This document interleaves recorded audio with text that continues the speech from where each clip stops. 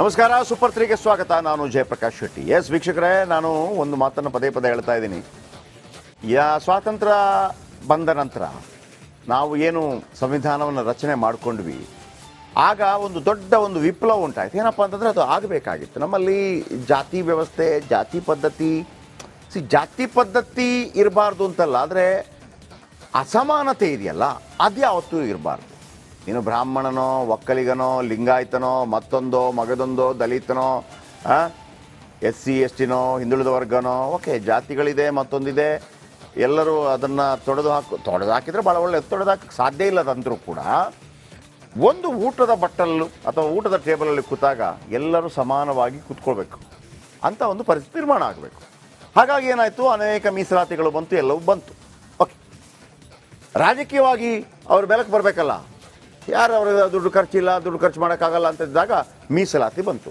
ನಮ್ಮ ಕರ್ನಾಟಕದ 224 ಕ್ಷೇತ್ರಗಳ ಪೈಕಿ 51 ಕ್ಷೇತ್ರಗಳನ್ನು SC STಗೆ ಮೀಸಲಿಡಲಾಯಿತು. ಆಗ ಅದರಲ್ಲಿ ಗೆದ್ದು ಬಂದಂಥವರು ಮಂತ್ರಿಗಳು ಕೂಡ ಆದರು, ದೊಡ್ಡ ದೊಡ್ಡ ಪವರನ್ನು ಹೊಂದುವವರಾದರು. ಇವರೆಲ್ಲ ಇಷ್ಟು ಶಕ್ತಿ ಇದ್ದ ನಂತರ ಕೂಡ ಅಂದರೆ ಈಗ ನಾವು ಹೇಳ್ತೀವಪ್ಪ, ದಲಿತರು ಸಶಕ್ತರಾಗಬೇಕು ಅಂತಂದರೆ ಅದೇ ಸಮುದಾಯದವರು ಬರಬೇಕು ಮುಂದೆ. ಓಕೆ, ಅವಕಾಶ ಕೊಡಲಾಯಿತು, ರಿಸರ್ವೇಷನ್ ಕೊಡಲಾಯಿತು. 36 MLAಗಳು ಬೇರೆ ಕ್ಯಾಂಡಿಡೇಟ್ಗಳನ್ನು ಹಾಕೋಂಗಿಲ್ಲ ನೀವು. 36 ಕ್ಷೇತ್ರಗಳನ್ನು ಇದು ಕೇವಲ SCಗಳಿಗೆ, ಇದು ಕೇವಲ STಗಳಿಗೆ. ನೀನು BJP ಆಗಿರು, ಕಾಂಗ್ರೆಸ್ ಆಗಿರು, JDS ಆಗಿರು, ಮಣ್ಣು ಮಸಿ ಯಾವುದೇ ಪಾರ್ಟಿ ಆಗಿರು, ಅಲ್ಲಿಂದ ಗೆದ್ದು ಬರೋನು ಮಾತ್ರ ಒಂದು SC ಆಗಿರಬೇಕು, ಒಂದು ST ಆಗಿರಬೇಕು. MP ಚುನಾವಣೆಯಲ್ಲೂ ಕೂಡ ಇದೆ. ಇದು 51 ಜನ ಇದ್ದಾರೆ ಸರ್. 36 MLAಗಳು SC MLAಗಳು, 16 ST MLAಗಳು. ಯಾಕೆ ಈ ಸ್ಟೋರಿ ಇವತ್ತು ಮಾತಾಡ್ತಾ ಇದ್ದೀನಿ ಅಂತಂದರೆ, ಈಗ ನೀವೇ ಅಧಿಕಾರದಲ್ಲಿದ್ದೀರಲ್ವ, 224 ಮಾಡೋಕ್ಕಾಗಲ್ಲ, 51 ಜನ ಆದರೂ ಇದ್ದೀರಲ್ವಾ, ಈಗಲಾದರೂ ನಿಮ್ಮ ಸಮಸ್ಯೆಗೆ ಪರಿಹಾರ ನಿಮಗೆ ಹುಡುಕೊಳ್ಳೋಕೆ ಯಾಕೆ ಆಗೋದಿಲ್ಲ? ಈಗಲೂ ಕೂಡ ಸೂಪರ್ 3 ಮುಖಾಂತರ ಬಂದು ನಾವು ಇದನ್ನು ನಿಮ್ಗೆ ಯಾಕೆ ತೋರಿಸಬೇಕಾಗಿದೆ? ನಾವು ತೋರಿಸ್ತೀವಿ, ಅದು ಬೇರೆ ವಿಚಾರ. ಏನು ಸ್ಟೋರಿಯಪ್ಪ ಅಂತಂದರೆ, 20 ದಲಿತ ಕುಟುಂಬಗಳು ವೀಕ್ಷಕರೇ, 20 ದಲಿತ ಕುಟುಂಬಗಳು ಹೆದ್ದಾರಿಗಾಗಿ ಜಾಗ ಬಿಟ್ಟವರ ಬದುಕೆ ಮುರಾ ಬಟ್ಟೆಯಾಗಿದೆ. ಬೀದಿಗೆ ಬೀದ 20ಕ್ಕೂ ಹೆಚ್ಚು ದಲಿತ ಕುಟುಂಬಗಳು.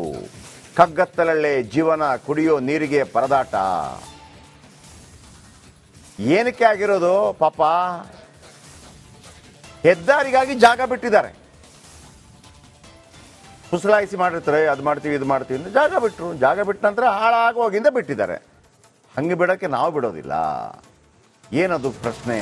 ಬನ್ನಿ, ಇದೇನಪ್ಪ ಅಂತಂದರೆ, ಪ್ರತಿಯೊಂದು ಸರ್ಕಾರ ನಾವು ದಲಿತರ ಪರ. ಯಾವ ಪಾರ್ಟಿ ಹೇಳಿಲ್ಲ? ನರೇಂದ್ರ ಮೋದಿ ಹೇಳಿಲ್ವಾ ನಾವು ದಲಿತರ ಪರ ಅಂತೇಳಿ? ಪಿಚುಡೆ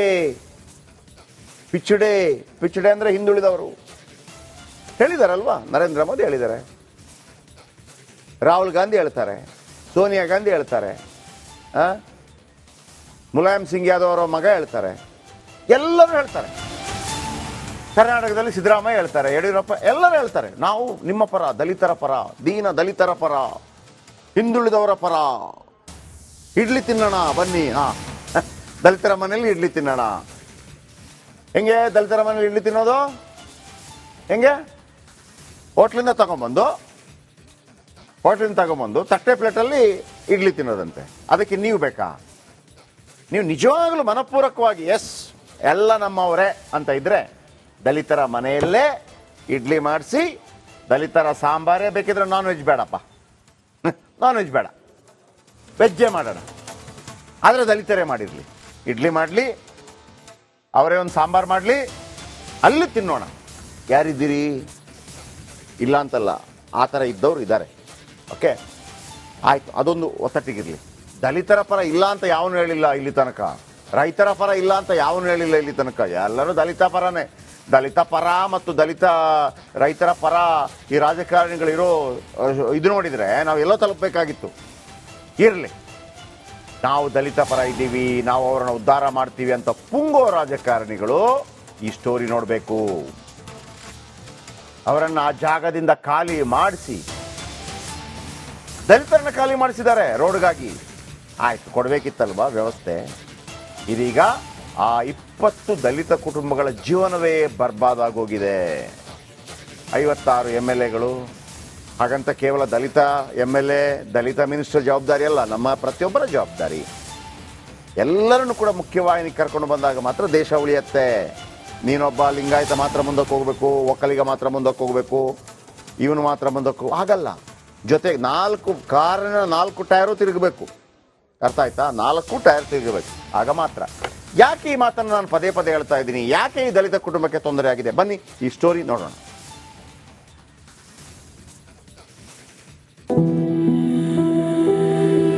ನಿಮ್ಮೂರ್ ಎಂತ ಊರ ಮಾರ, ಯಾವ ಒಂದು ಲೈಟ್ ಇಲ್ಲ ಏನಿಲ್ಲ, ಎಂತ ಊರ್ ನಿಮ್ದು ಅಂತ ಅವ್ರು ನಮಗೆ ಬೈದಾಗ ನಮ್ಗೆ ಅವಮರ್ಯಾದೆ ಆಗಲ್ಲ ಸರ್. ಬೀದಿಗೆ ಬಿದ್ದ 20 ದಲಿತ ಕುಟುಂಬಗಳು. ಇಡೀ ಗ್ರಾಮದಲ್ಲಿ ಕರೆಂಟ್ ಇಲ್ಲ, ನೀರಿಲ್ಲ. ದಲಿತರ ಧ್ವನಿ, ದಲಿತರಿಗಾಗಿ ಸರ್ಕಾರ, ನಿಮ್ಮ ಕಷ್ಟಗಳನ್ನ ಪರಿಹಾರ ಮಾಡಿಯೇ ಮಾಡ್ತೀವಿ, ಹೀಗೆ ಜನಪ್ರತಿನಿಧಿಗಳು ಪುಂಕ್ತಾನೆ ಇರ್ತಾರೆ. ಆದ್ರೆ ನಿಜವಾಗಿ ದಲಿತರ ಪರ ಫೀಲ್ಡ್ಗಿಳಿದು ಕೆಲಸ ಮಾಡ್ತಾರಾ? ಚಾನ್ಸೇ ಇಲ್ಲ. ಯಾಕಂದ್ರೆ ಇಲ್ಲಿ ದಲಿತ ಸಮುದಾಯ ಬೀದಿಗೆ ಬಿದ್ದಿದೆ. ಕರೆಂಟ್ ಇಲ್ಲದೆ ಕ್ಯಾಂಡಲ್ ಬುಡ್ಡಿಯಲ್ಲಿ ಓದುತ್ತಿರುವ ಮಕ್ಕಳು, ಮತ್ತೊಂದು ಕಡೆ ಕತ್ತಲೆಯಲ್ಲೇ ಅಡುಗೆ ಮಾಡ್ತಿರುವ ತಾಯಂದಿರು, ನೀರೇ ಕಾಣದ ಪೈಪ್ಗಳು. ಈ ದೃಶ್ಯ ಕಂಡು ಬಂದಿದ್ದು ಚಿತ್ರದುರ್ಗ ಜಿಲ್ಲೆ ಹಿರಿಯೂರು ತಾಲೂಕಿನ ಯರಬಳ್ಳಿ ಗ್ರಾಮ ಪಂಚಾಯಿತಿ ವ್ಯಾಪ್ತಿಯ ಗೊಲ್ಲಹಳ್ಳಿಯಲ್ಲಿ. ಇವರು ಬೇರೆ ಯಾರೂ ಅಲ್ಲ, ಹೆದ್ದಾರಿಗೆ ಮನೆ ಕಳೆದುಕೊಂಡು ನಿರಾಶ್ರಿತರಾದವರು. 1.5 ವರ್ಷಗಳಿಂದ 20ಕ್ಕೂ ಹೆಚ್ಚು ದಲಿತ ಕುಟುಂಬಗಳು ಮೂಲಭೂತ ಸೌಕರ್ಯ ಇಲ್ಲದೆ ಕಂಗಾಲಾಗಿದ್ದಾರೆ. 1.5 ವರ್ಷದ ಹಿಂದೆ ನೆಮ್ಮದಿಯಾಗಿದ್ದ ಈ ಕುಟುಂಬ ಇದೀಗ ಬೀದಿಗೆ ಬಿದ್ದಿದೆ. ಶ್ರೀರಂಗಪಟ್ಟಣ ಬೀದರ್ ಮಧ್ಯೆ ರಾಷ್ಟ್ರೀಯ ಹೆದ್ದಾರಿ 150A ರಸ್ತೆ ಅಗಲೀಕರಣವಾಗ್ತಿದೆ. ಇದರಿಂದ ಗೊಲ್ಲಹಳ್ಳಿ ಗ್ರಾಮದ 20ಕ್ಕೂ ಹೆಚ್ಚು ಕುಟುಂಬಗಳು ನೆತ್ತಿ ಮೇಲಿನ ಸೂರು ಕಳೆದುಕೊಂಡು ನಿರಾಶ್ರಿತವಾಗಿವೆ. ಸರ್ವೆ ನಂಬರ್ 20ರ ಸರ್ಕಾರಿ ಜಮೀನಿನಲ್ಲಿ 3 ಎಕರೆ ಪ್ರದೇಶದಲ್ಲಿ ಆಶ್ರಯ ಕಲ್ಪಿಸಲಾಗಿದೆ. ಆದರೆ ಅಲ್ಲಿ ಮೂಲಭೂತ ಸೌಕರ್ಯ ಕೊಟ್ಟಿಲ್ಲ. ಇನ್ನು ಅಂದ್ರೆ ಹಕ್ಕು ಪತ್ರವನ್ನೇ ನೀಡಿಲ್ಲ ಅಂತ ಅಳಲು ತೋಡ್ಕೊಳ್ತಿದ್ದಾರೆ. ಆದ್ರೆ ಒಂದೇ ಒಂದು ಟ್ಯಾಂಕ್ ಬರ್ತೈತೆ, ಅಲ್ಲಿದ್ದ ಒಂದು ಅರ್ಧ ಕಿಲೋಮೀಟರ್ ಆಗುತ್ತೆ. ಖಾಲಿ ಇರೋ ಟ್ಯಾಂಕಿಗೆ ಪೈಪ್ ಲೈನ್ ಮಾಡಿ ನೀರು ಬಿಡ್ರಿ ಅಂದ್ರೆ ಬಿಡ್ತಾ ಇಲ್ಲ ಸರ್. ಅದೊಂದು ಸಮಸ್ಯೆ. ಮತ್ತೆ ಚರಂಡಿಗಳು ಅರ್ಧ ಕ್ಲೀನ್ ಮಾಡಿದ್ದಾರೆ, ಅರ್ಧ ಚರಂಡಿಗಳು ಮಾಡಿ ಹಂಗೆ ಬಿಟ್ಟಿದ್ದಾರೆ. ಎಲ್ಲ ಊರಲ್ಲಿ ಲೈಟ್ಗಳದ್ದು ಭಾಳ ಸಮಸ್ಯೆ ಆಗೈತೆ. ಮತ್ತೆ ಕುಡಿಯೋ ನೀರಿಂದು ಸರ್ ಒಂದು ದಿನ ಬೋರ್ ಸುಟ್ರೆ 1 ವಾರ ಆಗುತ್ತೆ ಸರ್ ಅದನ್ನ ರಿಪೇರಿ ಮಾಡ್ಸಕ್ಕೆ. ಕುಡಿಯೋ ನೀರಿನ ಸಮಸ್ಯೆ 3 ತಿಂಗಳಿಂದ ನಮಗೆ ಒಂದು 2 ನಲ್ಲಿಗೆ ಹೋಗ್ತಾ ಇತ್ತು ನೀರು. ಇನ್ನು 150 ಮನೆಗೆ ನೀರು ಹೋಗ್ತಾ ಇಲ್ಲ. ಇಲ್ಲಿ ಅಕ್ಕಪಕ್ಕ ಬೇಕಾದ್ರೆ ಕೇಳಿ ವಿಚಾರ ಮಾಡಿ ನಾನು PDOಗೆ ಹೇಳಿದ್ದು ನಾನು. ಆಮೇಲೆ ಸೆಕ್ರೆಟ್ರಿ ಬಂದಾಗ ಇಲ್ಲೇ ಸ್ಪಾಟಿಗೆ ಕರ್ಕೊಂಬಂದು ತೋರಿಸ್ದೆ ನಾನು. ಅವ್ರು ಏನು ಹೇಳಿದ್ರು, ಹೌದು ಈ ಅಕ್ಕಪಕ್ಕ ಮನೆಯವರೆಲ್ಲ ಏನು ಹೇಳಿದ್ರು, ಹೌದು ಸರ್ ನೀರು ಇಲ್ಲಿ ಸಮಸ್ಯೆ ಐತೆ, ನಮಗೆ ನೀರು ಬಂದಿಲ್ಲ, ಮತ್ತೆ ಅದೇನು ಬಗೆಹರಿಸ್ಕೊಡ್ರಿ ಅಂತ ಅವ್ರು ಕೇಳಿದಾಗ ಅದು ಯಾರಿಗೆ ಕಂಪ್ಲೇಂಟ್ ಮಾಡಿಕೊ ಹೋಗುವಂತ PDO ಹೇಳಿದ್ರು. ಹೆದ್ದಾರಿ ಅಭಿವೃದ್ಧಿಗೆ ಮನೆ ಕಳೆದುಕೊಂಡ ಕುಟುಂಬಗಳ ಪರಿಸ್ಥಿತಿ ಈಗ ಅತಂತ್ರವಾಗಿದೆ. ಈಗ ಸೂಪರ್ 3 ಎಂಟ್ರಿ ಕೊಟ್ಟಿದೆ. ದಲಿತರ ಕಷ್ಟಗಳಿಗೆ ಪರಿಹಾರ ಕೊಡಿ, ಇಲ್ಲದಿದ್ರೆ ಸೂಪರ್ 3 ಬುಲೆಟ್ ಹಾರೋದು fix. Veeresh V Challakere, Republic Kannada, Chitradurga.